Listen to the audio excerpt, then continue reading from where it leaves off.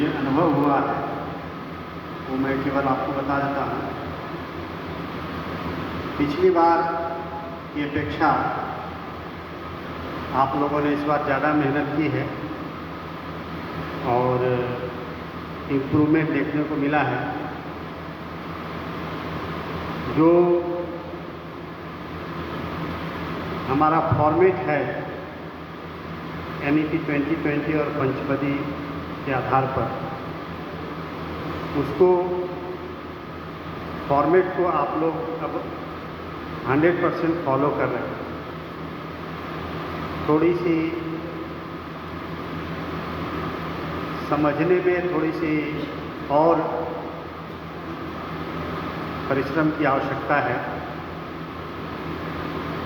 प्रारंभ में आप चर्चा हुई थी कि हम लोगों को समय का विभाजन कैसे करना है।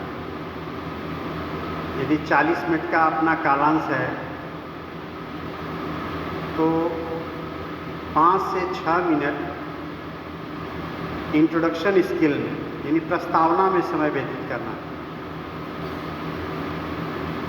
20 मिनट का समय अतिथि में देना है।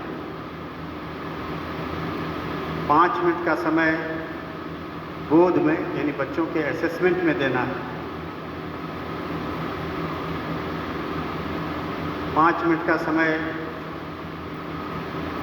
अभ्यास में यानी जो असाइनमेंट आप देने वाले हैं उसमें, और शेष बचे हुए समय का आप अन्य स्थानों पर, जैसे 1 मिनट का समय कक्षा के वातावरण के निर्माण में आप दे सकते हैं। 1 मिनट का समय आप किसी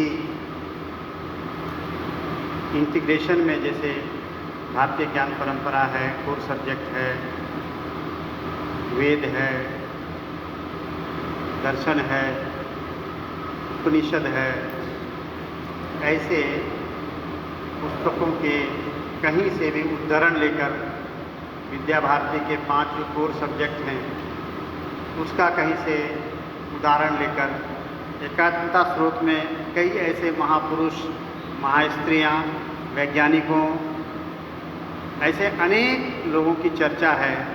उनका भारत के, प्राचीन भारत के विकास में क्या योगदान है, या विज्ञान में उनका क्या कंट्रीब्यूशन है, आर्ट में, सोशल साइंस में, कल्चरल रिफॉर्म में उनका क्या कंट्रीब्यूशन है, इसकी चर्चा कर सकते हैं। तो ये चीज़ें ध्यान में आनी चाहिए। बराबर बराबर समय सब में नहीं देना है। तो अतिथि जो पक्ष है, जो मूल रूप से अध्यापन का कार्य है, उसमें जो समय निर्धारित है उसके आधार पर पाठ्य योजना की जो लेख मिले हैं वो नहीं है। मतलब इंट्रोडक्शन स्किल और अतिथि मिलाकर के, कुल मिलाकर के लगभग 25-26 मिनट का समय अध्यापन कार्य में देना।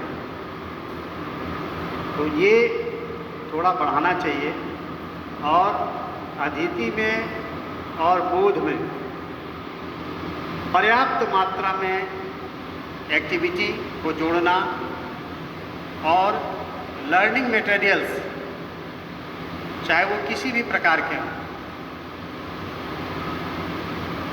जो लेबोरेटरी में उपलब्ध है वो भी हो सकते हैं, स्वयं निर्मित हो सकते हैं, चार्ट पेपर्स हो सकते हैं, बच्चों के द्वारा निर्मित हो सकते हैं, अभिभावकों के द्वारा निर्मित हो सकते हैं।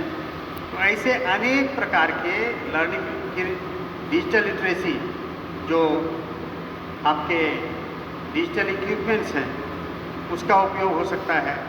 तो ऐसे अनेक प्रकार के लर्निंग मटेरियल्स का भरपूर उपयोग करना। और ये तब आप तभी करेंगे जब आप पहले से सोच करके रखेंगे, पहले से लिख करके रखेंगे अपने लेसन प्लान में। अचानक आप नहीं कर सकते। पहले से यदि लेसन प्लान में आपने मेंशन नहीं किया है और अचानक आप चाहेंगे कि मैं ये इंटीग्रेट कर दूँ या इस प्रकार के इक्विपमेंट्स का उपयोग करूँ, ये करूँ, ऐसा नहीं होगा। ये पहले से सोच करके जाना पड़ेगा। तो ये सब चीज़ें और आपको इम्प्रूव करने की आवश्यकता है। आज दोबारा से आपका डेमोन्स्ट्रेशन है। आपको बहुत बहुत शुभकामनाएं। धन्यवाद।